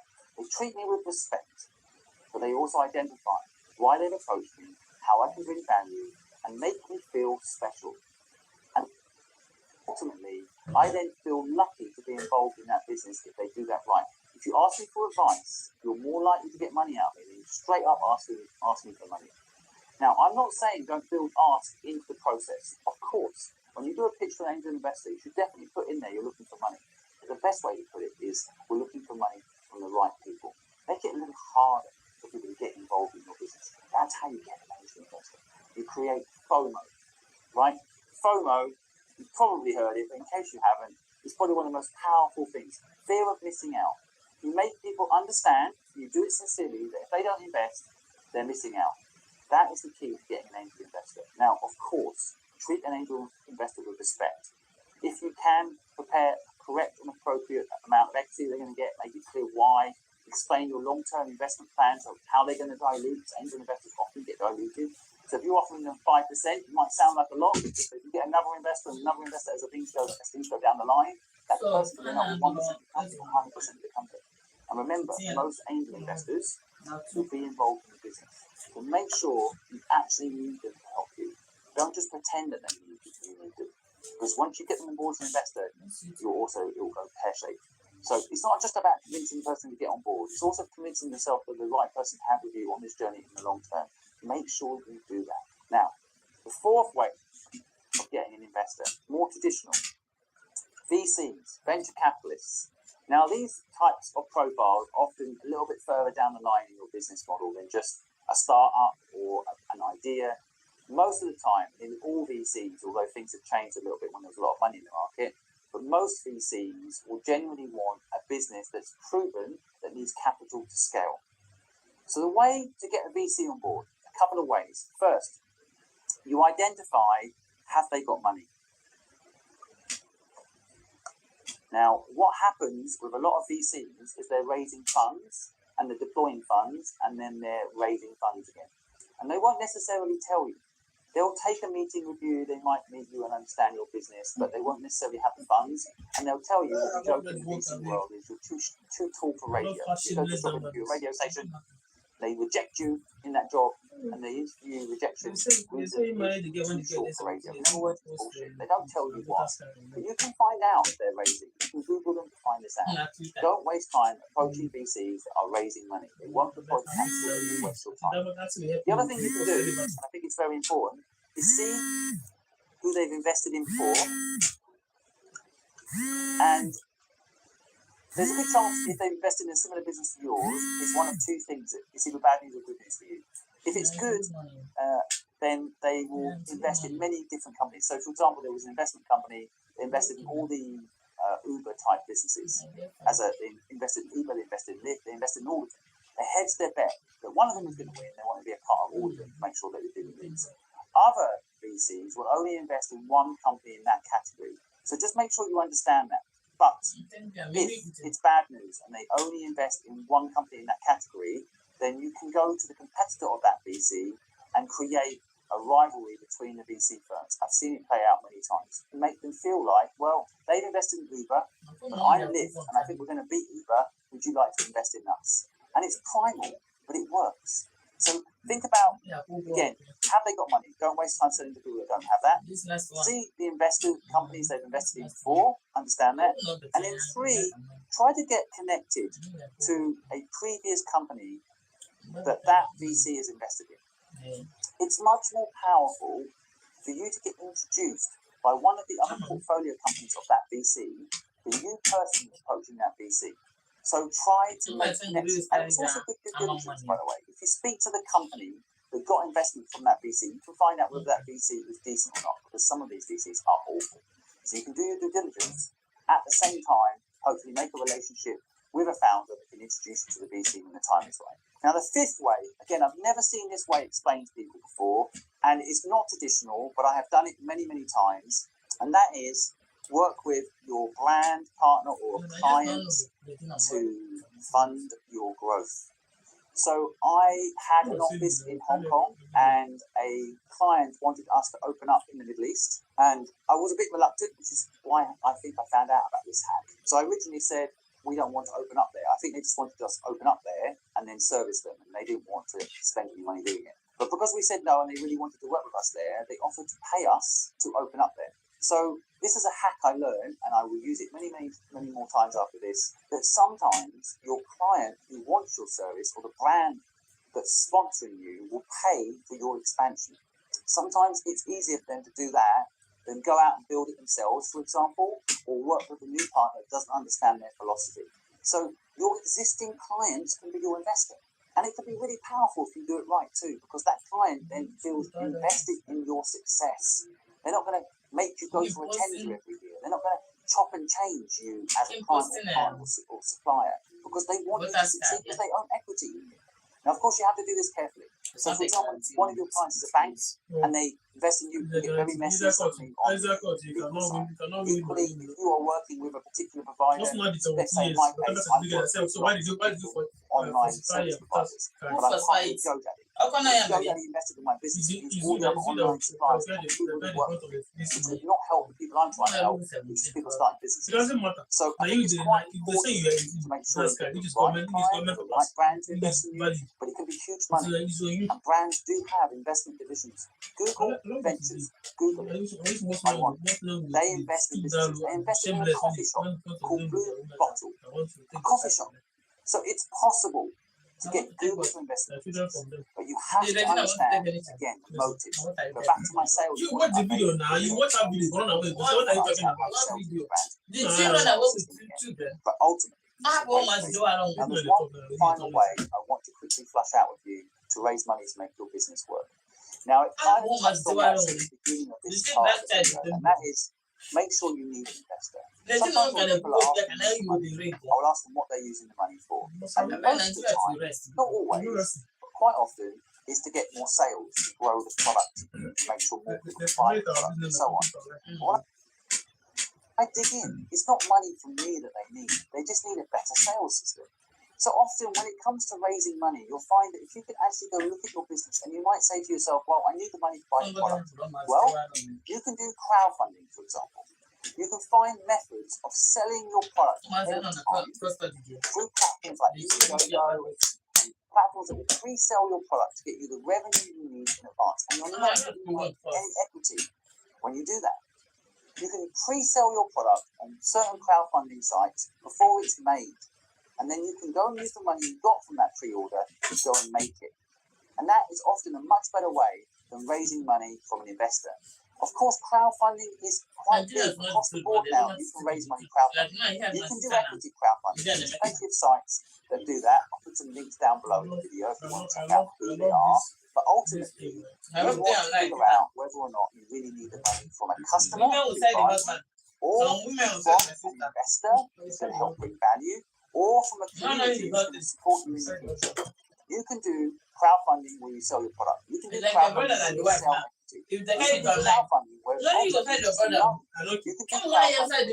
support you. Like crowdfunding is definitely one of the ways I think today you should method before going to the more traditional route of say a VC or an angel, or of course family and friends.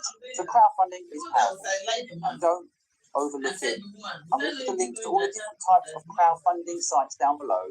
Go check them out and let me know if you have any questions in this subject, because it is a complicated one. I will do a video in the future about how to launch a proper crowdfunding site, but that's not now. How to get a sponsor. This is something I get asked all the time. I'm going to give you the code. I'm going to give you the cheat code, I guess, on how to do it. And I want to first of all say, if any sponsors are listening to this, I have applied this technique on you, so forgive me. The first is understanding why sponsorship deals happen. We can get into what sponsorship deal structures are, and that's quite complex in itself, but I want to give you the tool today to get a sponsor on board. And the way to understand a sponsor is two things that makes a sponsor come on board. One is value return, right? What they invest in sponsoring you, they get back in some form, right? Be that in views or be that in sales, they get value back, ideally trackable value. So billboard companies, which I think are a joke, really what they value-wise give back to a brand, sell because they show how many people walk past that billboard, how many people are looking at that billboard each day. And brands love that stuff. So proper ROI on their investment. The second way, this one's a bit more tricky, but very powerful if you get it right, is the emotional sell. Right, so you see this quite a lot. Like local football clubs, big brands sometimes are sponsoring small local football clubs. Why? Because the CEO of Facebook, the CEO grew up there playing football. Basically, the emotional sale. Now, I have used both of these to get deals, and both of them can actually work together, not mutually exclusive. Frankly, sometimes the emotional sale with the value return is probably the holy grail. You can make it personal for the brand and the people running the brand. Don't overlook them. If you're going to make it emotional for the person who runs the brand, alongside bring proper value, most of the time you can get a brand deal. Now, where people fall over is not structuring value for a sponsor Or, and this is probably the third thing I highlight that's important to get a sponsorship deal, you've not understood the brand. Now, I have made this mistake many times. I launched a business called Coaster Ads, and it was brilliant marketing. I took all the bars in Hong Kong and I put ads on coasters. I took out the Carlsberg coasters and the Heineken coasters and I put in coasters with ads on them. And it was brilliant because you put your drink down on that coaster, you up and down, look at it for an hour at least as you're putting the drink on it, picking it up. It was brilliant retention, brilliant engagement. People saw the ads every time. They're brilliant. But I tried to sell that service, that coaster ad service, to a jewelry business. And of course, they laughed at me. In fact, I lost them as a client on the agency side because they thought I didn't understand their brand. I was so sure that that jewelry brand would get traction, which they would have done, but I didn't remember what their brand philosophy was. And they're high-end, they're fashionable, they don't want a beer sat on top of them. I made a mistake. I didn't understand the brand. And this is where you need to get really, really clear. What is the brand value?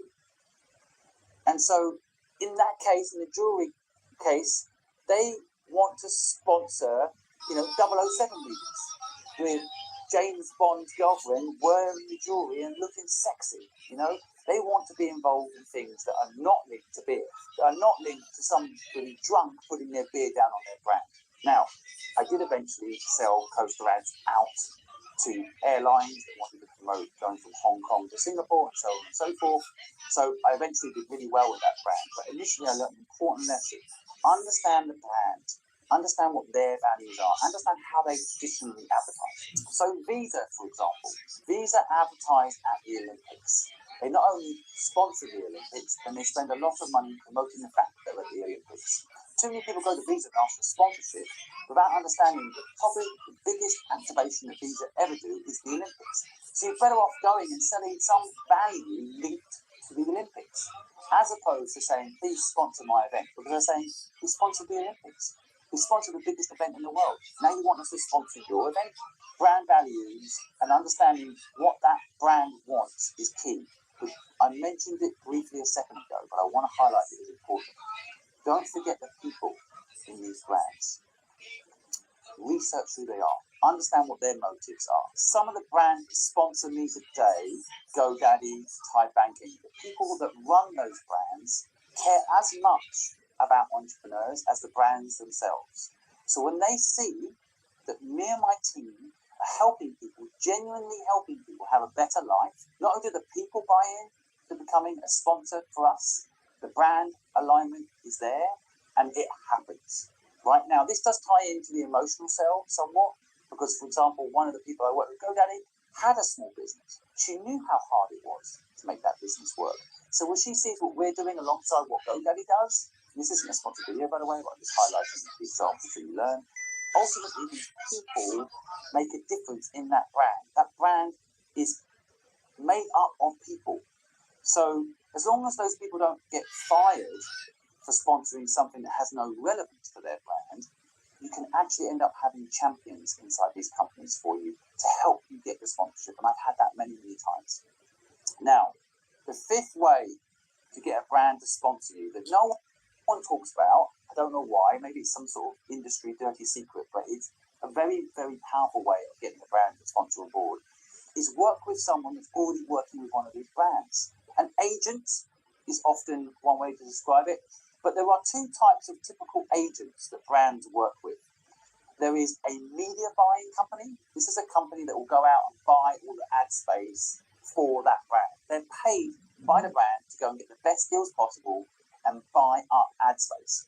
You can talk to these media buyers, and often it can be better to talk to them than go direct to the brand, because the brand is too busy with its day-to-day to deal with you as a media owner.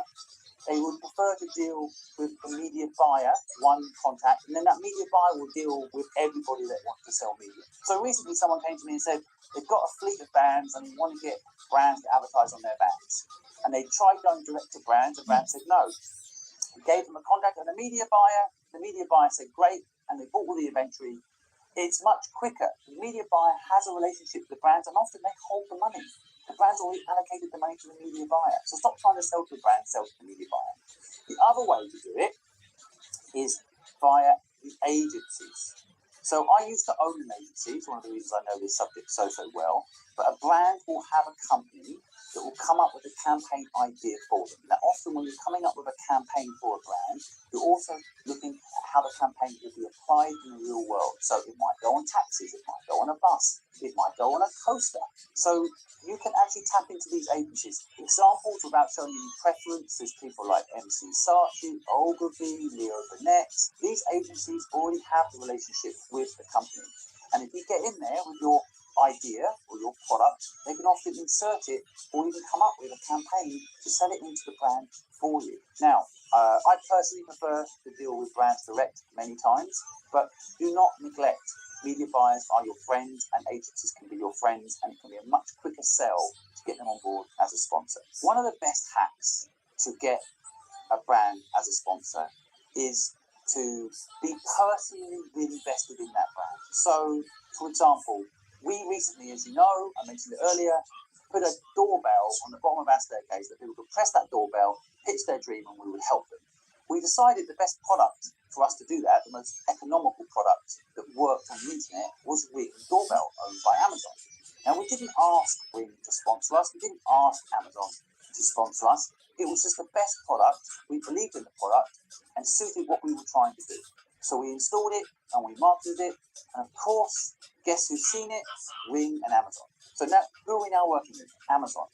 Now, of course, what I'm talking about here is just using the brand in your life, and therefore it being a natural fit for the brand to work with you. When I wear Whoop out on the street, it's natural I'm wearing it because I like the product, and then Whoop will see me with millions of views on my videos wearing a Whoop, and they will contact me. So I think that just leaning in to a brand relationship and not initially thinking about the money. Back to some of the points I was making in some of the other areas earlier, delayed gratification and sponsorship can also be very powerful. Just work with brands that you love will always be easier than forcing a brand into your ecosystem, but also just doing stuff with that brand as part of your day-to-day business life can lead to sponsorship. How to build a brand. Now, this subject is complex and exciting. If you get it right, a lot of the things I talked about earlier, like sales and marketing, will happen naturally, but it is complex. Now, there's lots of videos out there about what is a brand, so I'm not going to bore you with that. It's obvious. It's ultimately a statement about what you are doing. You want people to look at it and know. I love the images. I've seen many. You can take away the logo, you can take away everything, and you still know it's that brand. It's not about the actual logo, the design. Branding is about the purpose of the business, the essence of what you're doing. Nike is about supporting athletes. Apple is about supporting creativity. Ultimately, when you're coming to figure out your own brand, I would start with your personal brand, because it's a really good way of figuring out how to build a brand. Why? You know you, right? If you're honest about yourself, you can make a brand persona. And you start with writing down your values. What do you care about? What are your non-negotiables? What would you say no to? What would you say yes to? Understanding your personality, understanding what you want to do, that's what your brand is about. That's who you are. Now, you will already have a personal brand. And anyone that doesn't want a personal brand, I'm sorry, you're going to have one no matter what. People will talk about you when you're not in the room. You need to embrace personal branding. And by understanding how others perceive you, you can literally change the trajectory of your life. Now, I have some real gripes with personal brand, and it's not very scalable. Only in certain exceptions, around people like Kardashians and so on, can you actually scale a personal brand. As someone that's built a personal brand, as someone that's got 4 million followers, spent 4 years building a personal brand here in the UK, I can tell you it is sometimes a pain in the arse. I am responsible now, no matter what, to do videos like this and post up stuff, even when I'm tired. Like now, I'm actually tired, and I still have to do this video because if I don't do it, I probably won't take it seriously. I can give this knowledge to my colleagues and give it to you. So you need to hear it from someone that's been there and done it. Like, I understand that, and I actually do love the experience and help you, but I'm just trying to highlight the personal brand side is dangerous if that's all you build. You have to take personal brand seriously. You have to identify what your personal brand is. And by the way, I know people that have made their personal brand not being on social media. Their personal brand is they don't get back to you in email. That's actually sometimes what makes them unique. That's their personal brand. I don't reply to DMs. I want to make videos like this that brings value. I want to do lives that means I interact in the real world with real people. I have my rules, I have my values. I'm dyslexic, so I don't like reading DMs. But having those rules and having that discipline will ultimately help you define what people say about you instead of people saying it without you having defined it. But brand values of your own can teach you how you need to do exactly the same for your company name. So let's take my brand, HelpBank. Right, HelpBank has a lot of the traits that I personally value: honesty, openness, authenticity, value. These are all words in my personal brand persona that I have translated into my company persona. However, HelpBank's long-term future also involves helping people with finance. Finance is not a word I use in my personal brand, and also supporting people to get the funding they need is something I have personally done many times, but as an organization, as a platform, it's going to be a much more serious thing for HelpBank. So when the branding was designed, we said it has to look a little bit more serious than the Simon Script brand, because ultimately we'll be funding people's dreams at scale, and people need to trust if we tell them we're going to fund their dreams, it's actually going to happen. So the HelpBank branding is a combination of the Simon Script branding and our competitors potentially in the future. We want to make it look serious. It has some element of fun, but ultimately it has its own brand persona. And all you need to do initially to get the brand right is write down all the different brand values. Now, I want to teach you about how companies apply brand at scale. There's a few different ways it generally plays out. So let's take a brand like Canon. Canon run a brand method which we call reference. Right? And reference is when they leverage someone else's brand to make their brand look good. So Canon, for example, worked with a photographer called Peter McKinnon, who is a brilliant photographer. I'm a big fan of his. And by sponsoring him, by supporting him, they don't need that person as a CEO in their company like Apple have done. They have it external. Nike also do this. I mentioned it earlier. Nike will sponsor top performing athletes with nice personalities that have values, and that therefore becomes part of the Nike brand. So they use this reference model to make their own brand look good. Now, Apple, as I mentioned earlier, they use a different method. I call this the leadership method.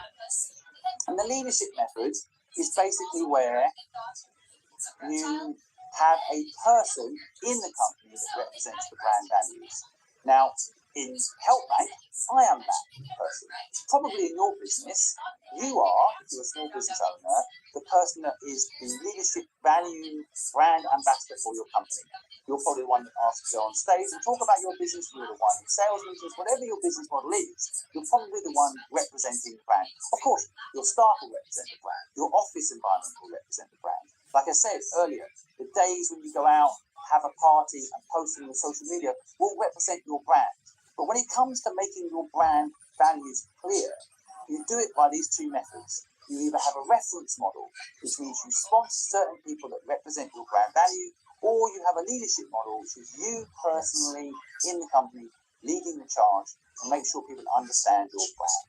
And I think when it comes to brand building, there are some risks in both of these models. Now, in the reference model, if a celebrity that's supporting your brand does something bad, that can affect your brand. Now, this happens a lot, and they often get fired quick. I think one of the most famous cases, Kanye West, who of course got dropped by Adidas, and then lawsuits galore. But what I'm saying is, though, what's good about the reference model is you don't have to spend 4 years building up social media presence like me. I've spent every single day 4 years doing a post, building up a community. You can just leverage all of that hard work, and your brand can have the halo effect of working with you. But the downside is What if I do something bad? Then your brand is at risk. So you need to have mechanisms in place to make sure you're protected as a brand. That's how you scale brand. And of course, the leadership model also has its weaknesses. We all saw this a little bit with Steve Jobs. When Steve Jobs left Apple, Apple had a real problem for a long time. They put so much of their brand value in the Steve Jobs brand that when he left, the magic left, was often what people said, right? So you have to make sure that you as a leader is sustainable for you to be that leader and lead that brand effort, and or there's a good transition model in place. And again, when Steve Jobs went back to Apple, he did have a strong transition model with Tim Cook. Now, Tim Cook's an interesting one because he's not Steve Jobs, of course, but he is Mr. Data. He's someone you trust with your data, right? They picked him in part because he looks trustworthy. He talks in a very trustworthy and transparent way. And in Apple's process of building a brand, today that is more important to them than a maverick leader telling you about a brilliant product. In fact, the Apple iPhone hasn't changed much since Steve Jobs died. But the point I'm trying to make here is, if you want a brand to be successful, you've got to pick one of these two strategies. Now, you can do both, of course, but you probably double the risk of having some problem in your business. And whichever path you choose, make sure you think it through right to the end. Have the ability to cut that influencer out of your business if anything goes wrong. And equally, if you're running the leadership model, make sure that that leader has a transition plan, because at some point we're all going to die. Now, hopefully we're all going to live forever with Elon Musk help. I'm sure that's true. But I will tell you now, the final thing, really important brand, learn to say no. If you don't say no to the wrong relationships, the wrong brand partnerships, the wrong clients, your brand will get damaged. I have had this experience myself. I spent 10 years building up a brand, I had a fantastic reputation, and then I got a bad client who didn't understand how the world worked and made my brand shit with their big mouth and their lies. And this can be hugely damaging. We all have probably heard the saying, you spend 30 years building a reputation and it takes 5 seconds for it to go to shit. I tell you from experience that saying no to things is powerful. If you have an inkling, spider senses, that someone isn't good or a brand isn't good, don't match with your morals, do not take their money, say no. Your brand is the most valuable asset you will ever build. My company got sold for a lot of money in the end because I had a good brand image, I had a good brand value. They told me they bought the brand, not the business. Build a brand, not a business, and I promise you that brand will live forever. Next up, how to hire, how to grow, and how to build. These 3 things are interlinked. And if you get this formula right, your business can take off and forever give you the income you need, be a brand you love, and ultimately not be a management nightmare that a lot of people have when they build a business. So, first of all, how to hire. I always tell people, if your business has a purpose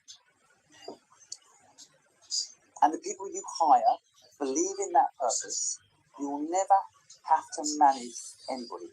You will be managing purpose, not people. One of the big things people complain to me about is managing people. And often when I look at their business to see why, because they have not installed a purpose in their business that resonates with the people they have hired. Sometimes, some businesses later install a purpose, but then that purpose just becomes a slogan on the wall, because the people they hired in the early days weren't hired around purpose. You have to have this at the center of it all. And when you hire someone, always check they genuinely care about that purpose. Some people will pay you lip service to get the job. So there is a few hacks that you can do to make sure that person really cares. First of all, go check out their social media. Go see what that person really cares about. You will see it. They care about the planet. If you see them driving around some gas-guzzling car, they probably don't care about the environment. So actually doing your research on your hires, being careful about the people you bring into your purpose matters. Check their history. Check for references. I don't know why people don't do it. People don't ask for references anymore. I don't know why. Now, I know in England it's illegal to give someone a bad reference, but if you ask right, I don't want people to have a bad employee in their life if I had that bad employee in mind. It's important that we share these things to help that employee get better. And if they had a bad reference, they act better, they do a better job. Now, ultimately, I think when hiring people, the key is give them equity. Now, I'm going to talk more about equity a little bit later in the video. It always comes up, but if you give your team equity, they are aligned with your success.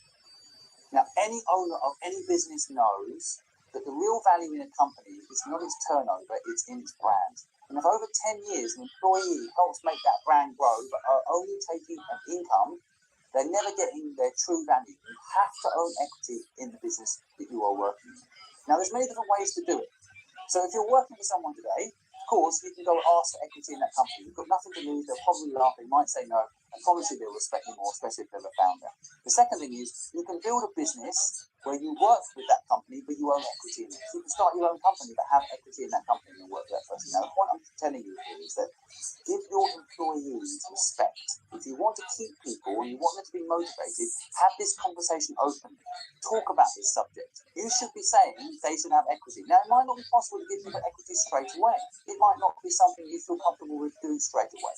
But I promise you, your turnover will be less, your stress will be less, your company will be stronger if that person in your company has equity. And most people don't have the guts to do it.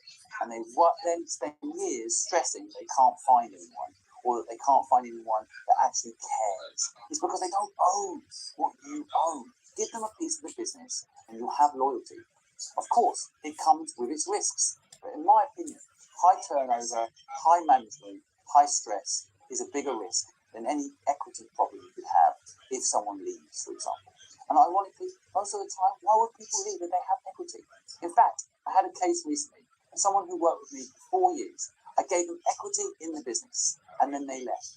But because I treated them with respect, and because I treated them well, and we had a good relationship, when they let me buy that equity back at a very low rate. They were very reasonable. They did not hold me blackmail. Now, of course, if you've hired the right person under purpose, and you've given them equity, most good people will not hold you over it to get that equity back. You can be reasonable, but if you've done the right thing in the beginning by giving people equity,